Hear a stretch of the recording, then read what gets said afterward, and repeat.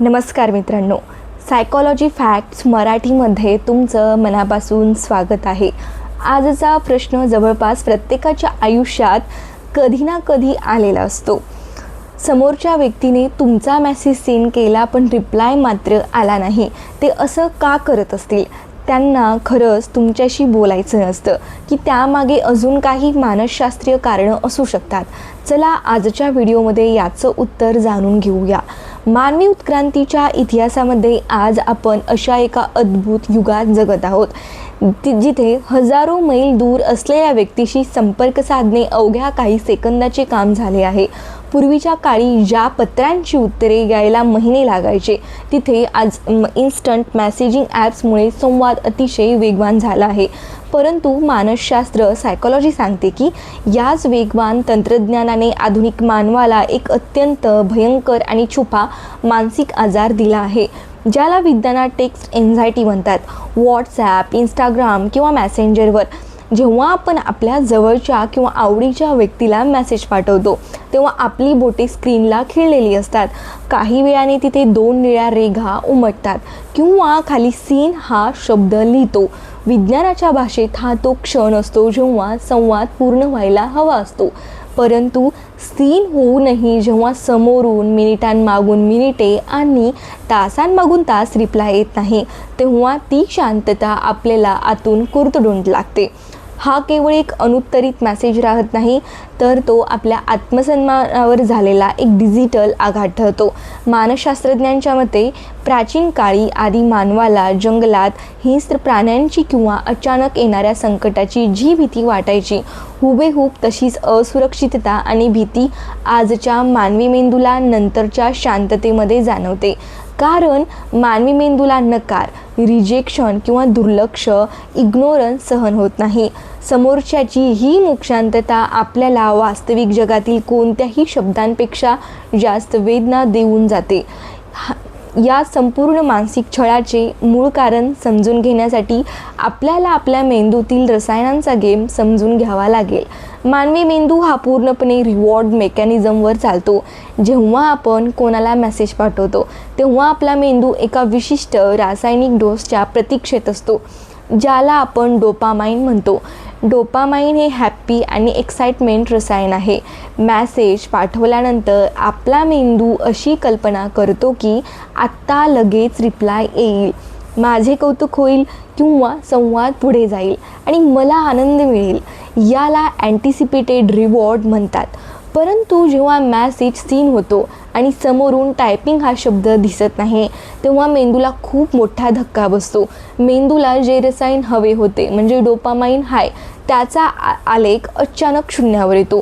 या रासायनिक तुटवड्यामुळे मेंदू तातडीने धोक्याची घंटा वाजवतो आणि शरीरात कॉर्टिसॉल आणि ॲड्रिनालाइन ही स्ट्रेस हार्मोन्स मोठ्या प्रमाणात रिलीज करतो। या रसायनांमुळे तुमच्या हृदयाचे ठोके अचानक वाढतात, शरीरात एक प्रकारची अस्वस्थता निर्माण होते। तुम्ही वारंवार फोन उचलून पाहू लागता, म्हणजे त्याला प्लॅन्टम व्हायब्रेशन म्हणतात, जिथे फोन वाजला नसतानाही वाजल्याचा भास होतो। हा मेंदूचा रासायनिक बिघाड तुम्हाला चिडचिडा, संशयी आणि व्याकुळा बनवतो। समोरच्या व्यक्तीने कदाचित साध्या कारणाने रिप्लाय दिला नसेल, पण तुमच्या मेंदूच्या रासायनिक रचनेने तिथे ऑलरेडी एका मोठ्या युद्धाची तयारी सुरू केलेली असते। आजच्या सोशल मीडियाच्या युगात आपण आपले सुख, आपले दुःख आणि स्वतःची किंमत, सेल्फ वर्थ दुसऱ्यांच्या रिप्लायवर आणि लाईक्सवर अवलंबून ठेवली आहे। याला मानसशास्त्रात एक्सटर्नल डिजिटल व्हॅलिडेशन म्हणतात। जेव्हा एखादी व्यक्ती आपला मेसेज सीन करून सोडून देते तेव्हा आपले सबकॉन्शियस माइंड, अजाणते मन त्याचा संबंध थेट आपल्या मूल्याशी लावू लागतो। पण विचार करते, माझा मेसेज इतका महत्त्वाचा नाही का? त्याच्या आयुष्यात माझी किंमत एवढीच आहे का? हा डिजिटल छळ आपल्याला स्वतःच्याच नजरेत कमी लेखायला भाग पाडतो। आपण स्क्रीनकडे पाहत स्वतःलाच दोषी ठरवू लागतो. पण मित्रांनो, या शांततेमागे समोरच्या व्यक्तीची अनेक वैयक्तिक किंवा मानसिक पैलू असू शकतात ज्याचा तुमच्याशी काहीही संबंध नसतो. आपण मानवी मनाच्या एका अशा विचित्र स्वभावाचा उलगडा करणार आहोत जो आपल्याला 24 तास मानसिक छळ सोसायला भाग पाडतो. याला मानसशास्त्रात म्हणतात कॅटास्ट्रॉफिक थिंकिंग किंवा नकारात्मकतेचा अतिरेक. तुम्ही कधी नोटीस केले, जेव्हा समोरच्या व्यक्तीने आपला मेसेज सीन केलाय आणि अर्धा तास झाला तरी रिप्लाय आलेला नाही, तेव्हा आपलं मन कधीच असा सकारात्मक विचार करत नाही की ती कदाचित जेवत असेल, तो गाडी चालवत असेल किंवा काहीतरी महत्त्वाचं काम आलं असेल. आपलं मन सर्वात आधी सर्वात वाईट आणि भयानक परिस्थितीचीच कल्पना करतं. ती माझ्यावर प्रचंड रागावली आहे का? माझ्या आधीच्या मेसेजेसमुळे त्याला राग आलाय का? किंवा त्याचं आता माझ्यापेक्षा जास्त महत्त्वाच्या व्यक्तीशी म्हणजेच दुसऱ्या कोणाशी तरी चॅटिंग सुरू आहे का? तो मुद्दाम मला इग्नोर करतोय का? मानवी उत्क्रांतीच्या काळात लाखो वर्षांपूर्वी जंगलात जगताना मानवी मेंदूने स्वतःच्या रक्षणासाठी एक पद्धत विकसित केली ज्याला विज्ञानात निगेटिव्हिटी बायस म्हणतात. मेंदूला धोके आधी ओळखायची सवय असते, पण आजच्या डिजिटल जगात हिंस्त्र प्राण्यांची जागा या सीन आणि नो रिप्लायने घेतलेली आहे. मेंदूला रिप्लाय न येणं हा एक मोठा धोका वाटतो आणि तो सर्वात वाईट शक्यता तुमच्यासमोर आणून ठेवतो, ज्यामुळे तुम्ही ओव्हर थिंकिंगच्या भयानक चक्रव्यूहात अडकता. रिप्लाय न आल्यावर निर्माण होणाऱ्या ओव्हर थिंकिंग मागे मानसशास्त्रातील अजून एक मोठा सिद्धांत काम करत असतो, ज्याला म्हणतात इगोसेंट्रिक बायस किंवा स्वतःला केंद्रस्थानी मानण्याचा भ्रम. मानवी मनाचा हा एक नैसर्गिक दोष आहे की मन स्वतःलाच या संपूर्ण जगाचा केंद्रबिंदू समजतं. जेव्हा समोरचा माणूस रिप्लाय देत नाही तेव्हा आपल्याला वाटतं की त्यामागचं कारण 100% आपल्याशी संबंधित आहे. मी काल असं बोललो म्हणून त्याने रिप्लाय दिला नसेल, मी जास्त मेसेजेस केले म्हणून ती कंटाळली असेल. पण मानसशास्त्रानुसार 80% प्रकरणांमध्ये वास्तव याच्या अगदी उलट असतं. समोरच्या व्यक्तीचा रिप्लाय न देण्यामागचा तुमच्याशी दूरवरचा काही संबंध नसतो. कदाचित तिच्या घरात काही वाद सुरू असतील, कदाचित तो ऑफिसच्या अशा कामात अडकला असेल जिथे त्याला फोन हातात घेऊन टाईप करायची मानसिक स्थिती नसेल, कदाचित ती एखाद्या वैयक्तिक तणावातून जात असेल. थोडक्यात सांगायचं तर समोरच्या माणसाच्या आयुष्यात तुमच्या व्यतिरिक्त हजारो गोष्टी, जबाबदाऱ्या आणि समस्या सुरू असतात. पण आपलं मन इगोसेंट्रिक बायसमुळे प्रत्येक गोष्टींचा संबंध स्वतःच्या इगोशी जोडतं आणि स्वतःलाच मानसिक त्रास करून घेत राहतं. जेव्हा तुम्ही या भ्रमात जगता की समोरच्याने तुम्हाला मुद्दाम इग्नोर केले, तेव्हा तुमचे स्वतःच्या नात्यातील नियंत्रण सुटू लागतं. भावनिक उद्रेक, इमोशनल आउटबर्स्ट. या ओव्हर थिंकिंगच्या भरात लोक रागाच्या भरात समोरच्याला अजून 4 मेसेजेस पाठवून देतात किंवा चुकीचे शब्द बोलतात, ज्यामुळे नंतर नात्यात खरी दरी निर्माण होते. कमी आत्मसन्मान, तासनतास स्क्रीनकडे पाहत राहिल्यामुळे व्यक्तीला स्वतःचीच लाज वाटू लागते आणि तिचा आत्मविश्वास ढासळतो. आपण समोरच्या व्यक्तीच्या बाजूने विचार करणार आहोत आणि विज्ञानाचा एक असा नियम समजून घेणार आहोत जो तुमचे गैरसमज पूर्णपणे दूर करेल. याला मानसशास्त्रात म्हणतात मेंटल फटीग, मानसिक थकवा आणि डिसिजन फटीग, निर्णय प्रक्रियेचा थकवा. बऱ्याचदा आपल्याला असं वाटतं की अरे मोबाईल तर त्याच्या हातातच आहे, टाईप करायला फक्त 5 सेकंद लागतात, मग रिप्लाय द्यायला काय होतंय. पण सायकॉलॉजी सांगते की कोणत्याही मेसेजेसला वाचणे, त्याला योग्य उत्तर देणे ही तुमच्या मेंदूसाठी एक कॉग्निटिव्ह म्हणजेच बौद्धिक प्रक्रिया असते. जेव्हा एखादी व्यक्ती दिवसभर ऑफिसचे टेन्शन, कॉलेजचा अभ्यास, घरगुती समस्या किंवा स्वतःच्या वैयक्तिक विचारांशी लढत असते तेव्हा तिच्या मेंदूची ऊर्जा संपलेली असते. अशा वेळी जेव्हा तुमचा मेसेज येतो, भले तो साधा काय चाललंय असा का असेना, तेव्हा त्या मेसेजला योग्य आणि चांगला रिप्लाय काय द्यावा याचा विचार करणे सुद्धा त्या थकलेल्या मेंदूला एक मोठे ओझे वाटू लागते. मेंदू विचार करतो की यावर विचार करायला आता माझ्याकडे ताकद नाही आणि ती व्यक्ती मेसेज सीन तर करते पण रिप्लाय देण्याचं टाळते. तुम्ही कधी कधी स्वतःच्या बाबतीत असं नोटीस केले का? तुम्ही कोणाचा तरी मेसेज ओपन केला, तो वाचला, मनातल्या मनात ठरवलं की काय रिप्लाय द्यायचा, पण त्याच सेकंदात घरातून कोणीतरी हाक मारली किंवा बॉसचा फोन आला किंवा तुमचं लक्ष दुसरीकडे गेलं, तुम्ही फोन खिशात ठेवला आणि नंतर तुम्ही तो मेसेज पूर्णपणे विसरून गेलात. हो, अगदी असंच समोरच्या व्यक्तीच्या बाबतीतही होतं. याला मानसशास्त्रात इंटरप्शन इफेक्ट म्हणतात. 80% प्रकरणांमध्ये समोरच्या व्यक्तीच्या मनात तुमच्याबद्दल कोणताही राग किंवा द्वेष नसतो. ती मेसेज सीन करते, विचार करते की मी हे काम संपून आत मोकळी झाली की व्यवस्थित रिप्लाय देईन, पण मेंदूची मेमरी मर्यादित असते. नवीन काम समोर आलं की मेंदू जुनं काम विसरून जातो. रात्री जेव्हा तिला आठवतं तेव्हा खूप उशीर झालेला असतो किंवा ती पुन्हा विसरते.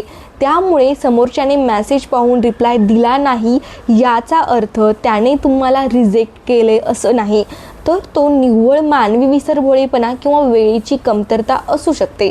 आजच्या युगात आपण 24 तास स्क्रीनशी जोडलेलो आहोत. ऑफिसचे ईमेल्स, व्हॉट्सॲप ग्रुप्स, इंस्टाग्रामचे DMs यामुळे आजची पिढी डिजिटल बर्नआउटची शिकार होत आहे. जेव्हा एखादा माणूस या बर्नआउटमधून जात असतो तेव्हा तो जाणीवपूर्वक डिजिटल जगातून स्वतःला लांब ठेवण्याचा प्रयत्न करतो. तो मेसेज पाहतो, पण सोशल इंटरॅक्शन करायची त्याची मानसिक इच्छा संपलेली असते. ती शांतता त्याच्या स्वतःच्या मनाचे रक्षण करण्यासाठी असते, तुमच्याशी भांडण्यासाठी नाही. मानसिक थकवा आणि विसरभोळेपणामुळे अनेकदा लोक मेसेजचा रिप्लाय देऊ शकत नाहीत. पण मित्रांनो, मानसशास्त्र हे केवळ सांत्वन करत नाही, तर ते आपल्याला वास्तवाचा आरसाही दाखवतं. आज आपण अशा एका कडू सत्याचा उलगडा करणार आहोत, जे स्वीकारणं कदाचित तुम्हाला जड जाईल, पण ते समजून घेणं तुमच्या आत्मसन्मानासाठी अत्यंत महत्त्वाचं आहे. सायकॉलॉजी एक अतिशय स्पष्ट आणि जागतिक नियम आहे. या डिजिटल युगात कोणीच बिझी नसतं. सर्व खेळ हा क्रमाचा असतो. आजच्या काळात माणूस कितीही व्यस्त असला तरी तो ऑफिसच्या मीटिंगमध्ये असो, प्रवासात असो किंवा जेवत असो, त्याचा फोन त्याच्या खिशात किंवा हातात असतोच. लोक वॉशरूममध्ये असतानाही फोन सोबत घेऊन जातात. अशा युगात जर एखादी व्यक्ती तुमचे मेसेजेस सलग अनेक दिवसांपासून सीन करून सोडून देत असेल आणि तासनतास किंवा दिवसानंतर रिप्लाय देत असेल, तर तिथे वेळ नव्हता हे कारण केवळ एक नेहमीची सबब असते. वास्तविक जगात जेव्हा एखाद्या व्यक्तीला तुमच्याशी काम असतं किंवा तिच्या मनात तुमच्याबद्दल प्रचंड ओढ आणि आदर असतो, तेव्हा ती व्यक्ती नरकातूनही रिप्लाय देण्यासाठी वेळ काढते. ती चालू मीटिंगमधून 5 सेकंदाचा ब्रेक घेऊन सांगू शकते, मी बिझी आहे, नंतर बोलते. पण जर ती सीन करून शांत बसत असेल तर याचा अर्थ सरळ आहे, तिच्या प्राधान्यक्रमाच्या यादीत तुमचे स्थान खूप खाली गेले आहे. सोशल मीडियावरील संवादाचा वेग आणि रिप्लाय देण्याची पद्धत ही नात्यातील ओढ मोजण्याचा आधुनिक सायकॉलॉजिकल निकष बनली आहे. जेव्हा एखादं नातं नवीन असतं तेव्हा दोन्ही बाजूने रिप्लाय सेकंदाच्या काही भागात येतात. का? कारण त्यावेळी एकमेकांना सर्वोच्च प्राधान्य दिलेलं असतं. पण जसजसा वेळ निघून जातो तसतसा काही लोकांचा तुमच्यातील रस कमी होऊ लागतो. निवडक शांतता. ती व्यक्ती इतर मित्रांचे किंवा कामाचे मेसेजेस करून लगेच रिप्लाय देत नसते. इंस्टाग्रामवर रील्स स्क्रोल करत असते, इतरांच्या स्टोरीज पाहत असते, पण फक्त तुमचा चॅटबॉक्स ओपन करून तो तसाच सोडून दिला जातो. भावनिक मूल्य कमी होणे. मानसशास्त्रानुसार जेव्हा एखादी व्यक्ती तुम्हाला सतत वेटिंगवर ठेवते तेव्हा ती न कळत तुम्हाला संदेश देत असते की माझ्या आयुष्यात सध्या सुरू असलेल्या इतर गोष्टी किंवा इतर लोक तुझ्यापेक्षा जास्त महत्त्वाचं आहेत. आपलं मन ओव्हर थिंकिंग करतं कारण आपण या कडू सत्याचा स्वीकार करायला घाबरतो. आपण स्वतःलाच खोट्या सबबी सांगत राहतो. त्याने मेसेज पाहिला नसेल, तिचा फोन खराब झाला असेल, पण यामुळे आपण समोरच्याला आपल्याला अजून जास्त इग्नोर करण्याची संधी देतो. सायकॉलॉजी सांगते की जेव्हा तुम्ही समोरच्या व्यक्तीचा प्राधान्यक्रम ओळखता तेव्हा तुम्ही स्वतःचा मानसिक छळ करून घेणे थांबवता. जर तुम्ही कोणासाठी फक्त एक ऑप्शन पर्याय आहात तर त्याला तुमच्या आयुष्यात प्रायोरिटी देणं बंद करा. प्रायोरिटीचे कडू सत्य समजून घेतले, पण आज या भागामध्ये आपण मानवी स्वभावाच्या एका अत्यंत छुप्या आणि विषारी पैलूचा उलगडा करून घेणार आहोत.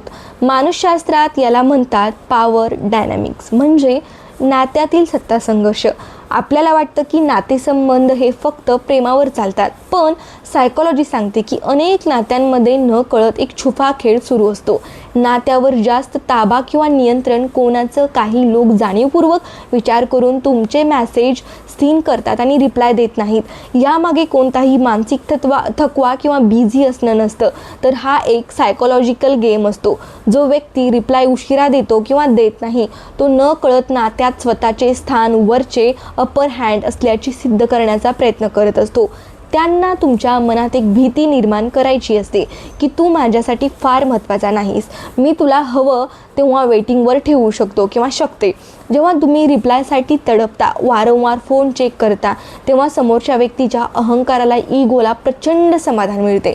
तुमच्या या हतबलतेमुळे नात्याची दोरी त्यांच्या हातात जाते आणि ते स्वतःला जास्त शक्तिशाली समजू लागतात. या सत्ता संघर्षाचा दुसरा आणि सर्वात घातक भाग म्हणजे सायलंट ट्रीटमेंट. जर तुमच्या नात्यात नुकताच काही वाद झाला असेल, एखादे भांडण झाले असेल आणि त्यानंतर समोरची व्यक्ती तुमचे मेसेजेस सीन करून पूर्णपणे शांत बसली असेल, तर ती तुम्हाला सायलेंट ट्रीटमेंट देत आहे. मानसशास्त्रानुसार सायलंट ट्रीटमेंट ही कोणत्याही शब्दांशिवाय केली जाणारी एक अत्यंत क्रूर भावनिक हिंसा आहे. काही लोक बोलून भांडत नाही, तर ते समोरच्याला पूर्णपणे दुर्लक्षित इग्नोर करतात. या शांततेमागचा मानसशास्त्रीय हेतू समोरच्या व्यक्तीच्या मानसिकदृष्ट्या इतकं तोडणं हा असतो, जेणेकरून ती स्वतःलाच दोषी मानू लागते. अपराधीपणाची भावना. तुम्ही विचार करू लागता, माझंच काहीतरी चुकलंय का? शरण येणे. शेवटी त्या असह्य शांततेचा त्रास सहन न झाल्यामुळे तुमची चूक नसतानाही तुम्ही स्वतःहून नतमस्तक होता, माफी मागता आणि समोरच्याला नात्यात राजा बनवून टाकता. जर एखादी व्यक्ती तुमच्याशी बोलताना नेहमी मॅसेज वाचून मुद्दाम 3-3 तास ऑनलाईन राहून रिप्लाय देत नसेल, भांडण झाल्यावर स्पष्ट बोलण्याऐवजी दिवसभर गायब होत असेल, तुमच्या साध्या प्रश्नांना सीन करून स्वतःचं महत्त्व वाढवत असेल, तर समजून जा की तुम्ही एका अत्यंत चुकीच्या मानसिक खेळात अडकले आहात. अशा वेळी त्या व्यक्तीला वारंवार मेसेजेस करणे म्हणजे त्यांच्या या विषारी खेळाला अजून जास्त बळ देणे होय. काही लोक अहंकारापोटी आणि पॉवर गेम खेळण्यासाठी मेसेज सीन करून शांत बसतात. पण मित्रांनो, मानसशास्त्र सांगतं की जगातली प्रत्येक व्यक्ती सारखी नसते. आपण अनेकदा आपल्याच चष्म्यातून जगाकडे पाहतो, पण काही लोकांचा स्वभाव निसर्गताच वेगळा असतो. आपण एका अत्यंत संवेदनशील कारणाचा उलगडा करणार आहोत, ज्याला म्हणतात सोशल एन्झायटी, म्हणजेच सामाजिक भीती. Text advance. अनेकदा समोरची व्यक्ती वाईट नसते किंवा तिला तुमच्याबद्दल रागही नसतो, पण तिचा स्वभाव कमालीचा अंतर्मुख असतो. ज्या लोकांना वास्तविक जगात लोकांशी मिसळायला, बोलायला भीती वाटते किंवा अस्वस्थता जाणवते, हुबेहूब तशीच अस्वस्थता त्यांना डिजिटल जगात चॅटिंग करतानाही जाणवू शकते. आपल्याला वाटतं की चॅटिंग करणं खूप सोपं आहे, पण एन्झायटी असलेल्या व्यक्तीसाठी प्रत्येक मेसेज एक मोठी परीक्षा असते.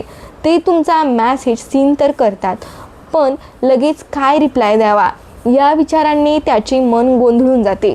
चॅटिंगचे एक कडू वास्तव हे आहे की यामध्ये आपले शब्द समोरच्याला दिसतात, पण आपल्याला दिसत नाहीत. यामुळे अनेकदा साध्या मेसेजचा चुकीचा अर्थ काढला जाऊ शकतो. सोशल एन्झायटी असलेल्या व्यक्ती या गोष्टीचा खूप जास्त विचार करतात, म्हणजे ओव्हर थिंकिंग करतात. टायपिंग आणि डिलीटिंगचे लूप. ते तुमचा मेसेज वाचतात, उत्तर काय द्यायचं हे ठरवून 2 वेळी टाईपही करतात, पण अचानक त्यांच्या मनात भीती येते, अरे मी असं लिहिलं तर त्याला वाईट वाटेल का? माझा हा रिप्लाय ऐकून तो माझ्याबद्दल काय विचार करेल? चॅट बॉक्स बंद करणे या भीतीपोटी ते लिहिलेला रिप्लाय पुन्हा पुसून टाकतात. मी शांत डोक्याने नंतर व्यवस्थित लिहीन असा विचार करून ते तो चॅट बॉक्सच बंद करून टाकतात. हा ताण टाळण्यासाठी ते मेसेजेसला उत्तर देणंच पुढे ढकलत राहतात, म्हणजे प्रोकॅस्टिनेट करतात, ज्याला मानसशास्त्रात टेक्स्ट ॲडव्हान्स म्हणजे टेक्स्ट अवॉइडन्स म्हणतात. इथे समोरच्या व्यक्तीचा हेतू तुम्हाला इग्नोर करण्याचा किंवा स्वतःला श्रेष्ठ दाखवण्याचा नसतो, तर ती स्वतःच्या अंतर्गत भीतीशी आणि आत्मविश्वासाच्या कमतरतेशी लढत असते. अशा लोकांना सतत मेसेज करून रिप्लाय का दिला नाहीस असा जाब विचारल्यास त्यांची एन्झायटी अजून वाढते आणि ते तुमच्यापासून अजून दूर पळू लागतात. त्यामुळे जर तुमच्या आयुष्यातील एखादी व्यक्ती खूप शांत असेल आणि ती मेसेज सीन करून उशिरा उत्तरं देत असेल तर प्रत्येक वेळी संशय घेण्याऐवजी तिच्या या मानसिक स्थितीला समजून घेणं जास्त गरजेचं आहे. काही लोक सोशल एन्झायटीमुळे मेसेजेसचा रिप्लाय देऊ शकत नाहीत, पण मित्रांनो, आपण डिजिटल जगातील एका अत्यंत क्रूर, वेदनादायक आणि स्वार्थी मानवी स्वभावाचा उलगडा करणार आहोत, ज्याला आजची इंटरनेट पिढी घोस्टिंग म्हणून ओळखते. घोस्ट म्हणजे काय? म्हणजे भूत.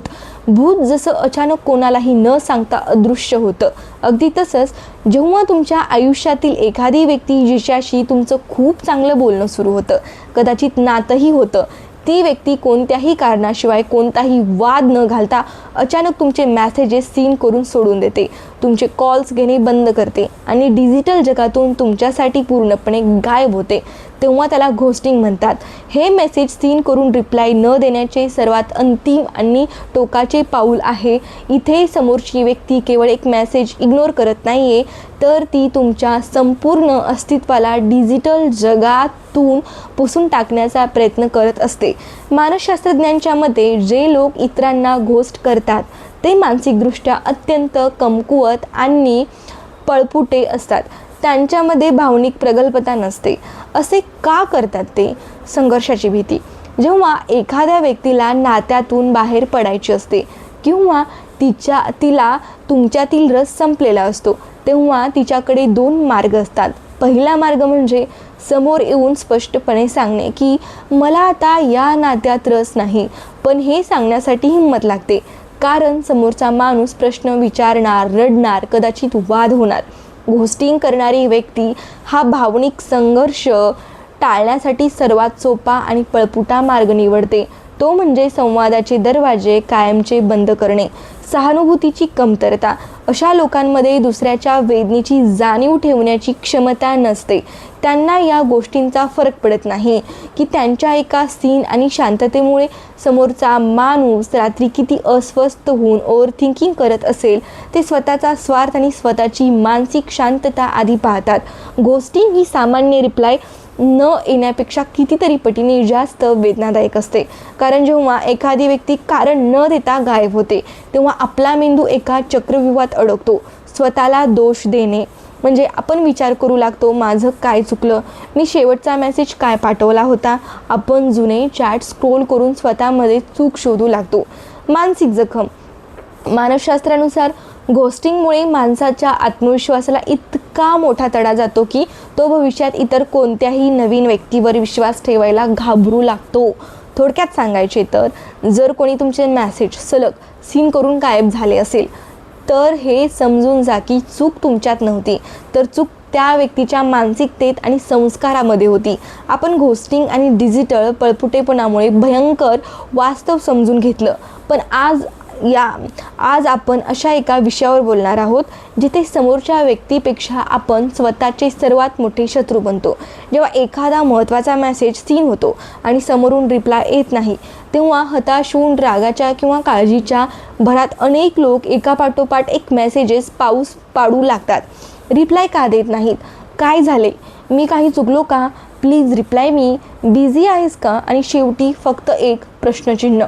मानसशास्त्रात या प्रवृत्तीला डबल टेक्स्टिंग किंवा अँशियस चेजिंग म्हणजे व्याकुळ होऊन मागे धावणे म्हणतात. जेव्हा मेंदूला रिप्लाय न मिळाल्यामुळे कॉर्टिसॉल म्हणजे स्ट्रेस हार्मोनचा फटका बसतो, तेव्हा माणूस बुद्धीने विचार करणे बंद करतो आणि पूर्णपणे भावनिक होऊन हतबलतेच्या भरात हे मेसेजेस पाठवतो.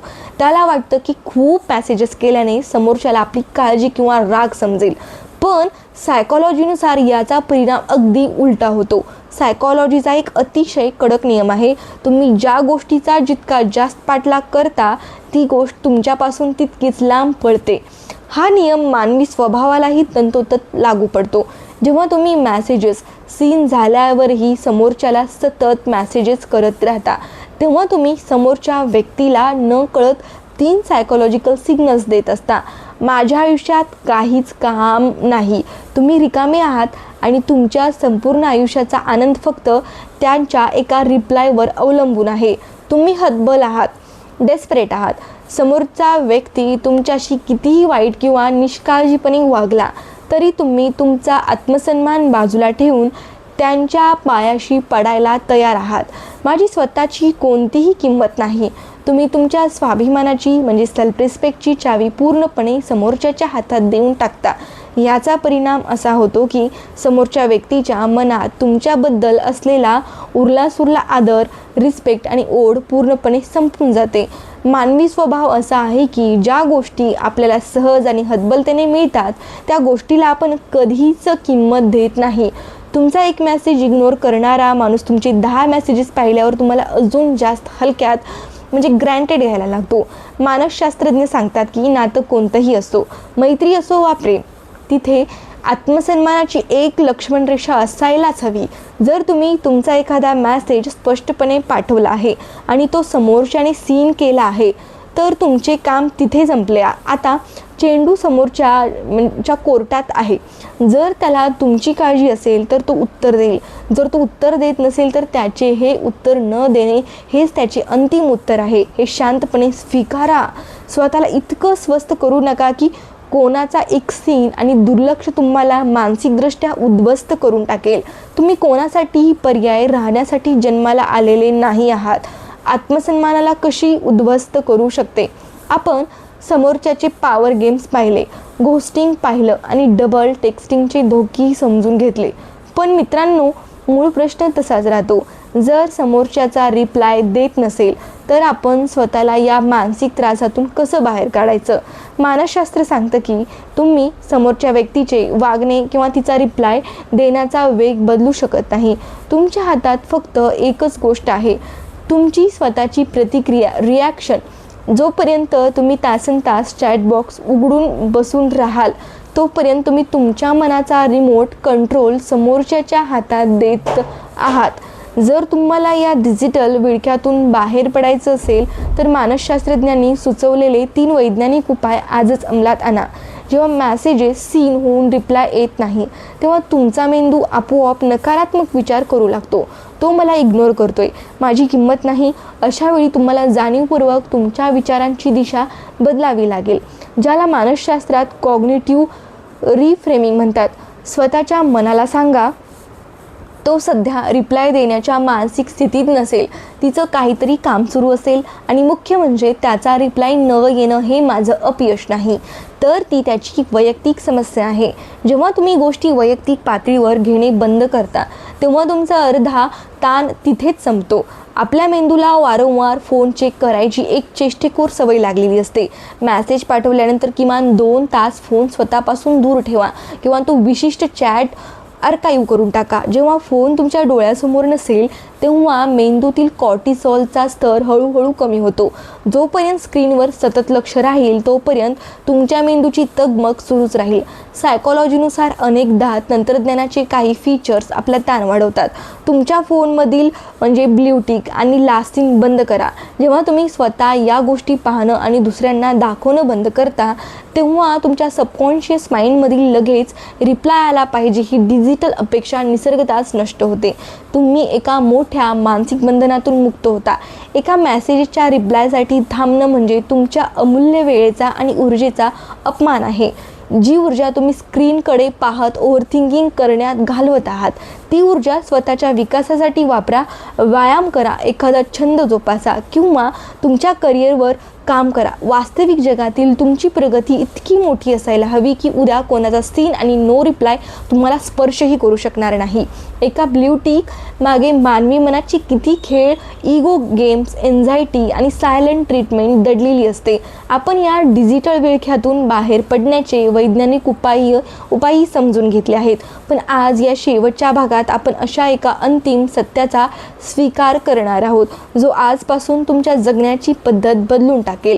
मानसशास्त्र सांगतं की जेव्हा तुम्ही कोणाला मेसेज पाठवता आणि समोरचा माणूस तो मेसेज करूनही शांत राहतो तेव्हा त्याची ती शांतता हे सुद्धा एकच उत्तर असतं आणि त्या उत्तराचा अर्थ अतिशय स्पष्ट असतो की मला सध्या तुझ्याशी बोलण्यात किंवा तुझ्या भावनांमध्ये कोणताही रस नाही. आपण अनेकदा शब्दांच्या प्रतीक्षेत राहतो, त्याने मला स्पष्ट सांगावं अशी आपण अपेक्षा करतो. पण मित्रांनो, डिजिटल युगात लोकांचे वागणे हे त्यांच्या शब्दांपेक्षा जास्त बोलत असते. जो व्यक्ती तुमच्या एका साध्या मेसेजचा, तुमच्या वेळेचा आणि तुमच्या भावनांचा आदर करू शकत नाही, तो व्यक्ती तुमच्या आयुष्याचा काय आदर करणार? तुमचा स्वाभिमान इतका स्वस्त नाही की तो कोणाच्या टायपिंगवर अवलंबून असावा.